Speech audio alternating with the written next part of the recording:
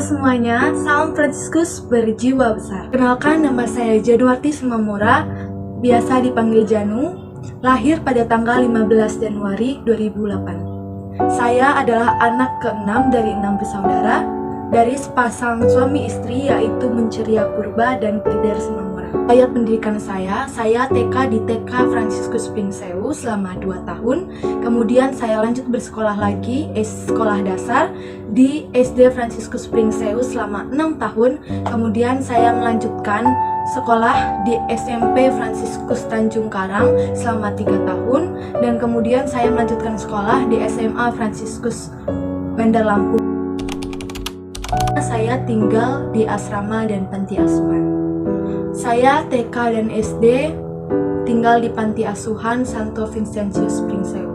Selama sekitar 8 tahunan saya tinggal di sana. SMP saya tinggal di asrama Fransiskus dan SMA tinggal di asrama Santa Clara Gedung. TK saya pernah meraih juara 1 menggambar dan meraih juara 1 melukis.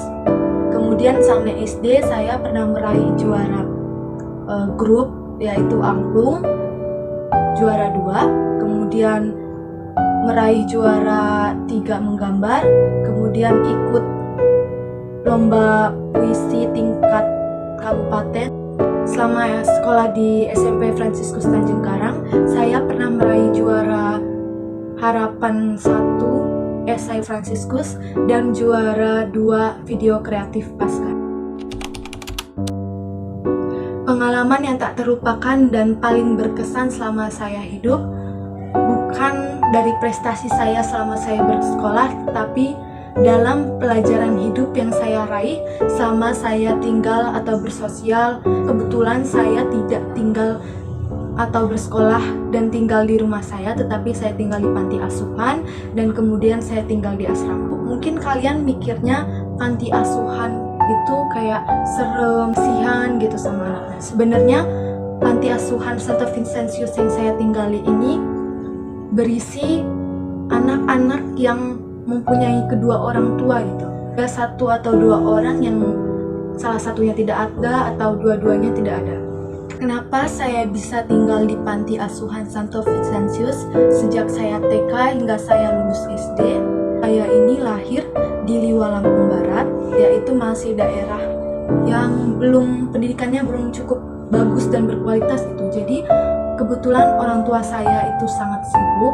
Ayah saya bekerja sebagai distributor minyak bumi, kemudian ibu saya sebagai guru bahasa Indonesia, tapi sekarang sudah pensiun. Karena orang tua saya kasihan dan bingung gimana caranya biar saya ini bisa diperhatikan, diantar jemput selama bersekolah, ada seorang suster, saya ingat namanya, yaitu Suster FSGM, Suster Maria Antonia, yang berkarya di gereja Theodorus Liwa, yaitu gereja yang ada di Liwa.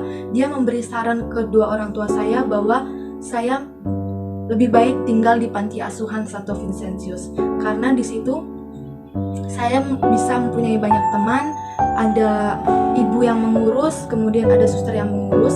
Kebetulan juga panti asuhan Santo Vincentius ini merupakan naungan dari yayasan FSGM. Setelah saya tinggal di panti asuhan Santo Vincentius, sampai kelas 3 SD nangis terus hampir setiap hari, kan masih belum beradaptasi, jauh dari orang tua juga.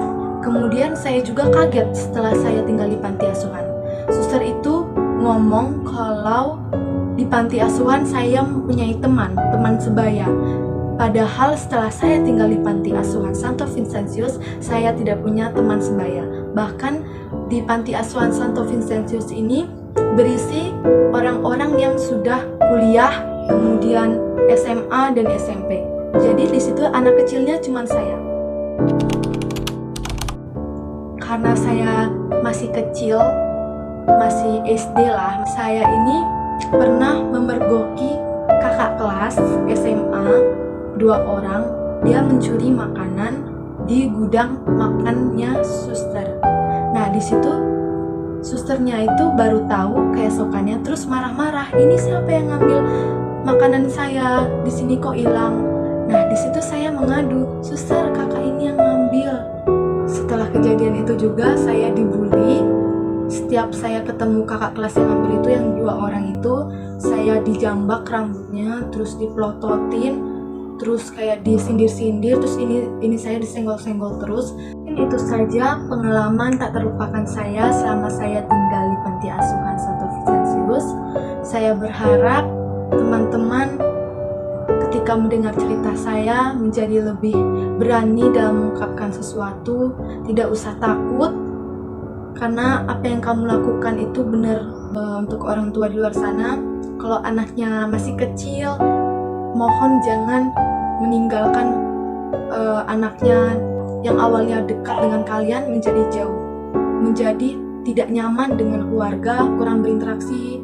Nah, memang terlalu jauh dari orang tua itu ada plus dan minusnya. Minusnya yang sudah saya sebutkan, dan nilai plusnya anaknya lebih mandiri, tidak apa-apa orang tua, tidak apa-apa. Minta sekian autobiografi saya. Saya mohon maaf bila ada salah kata yang kurang berkenan di hati teman-teman saya.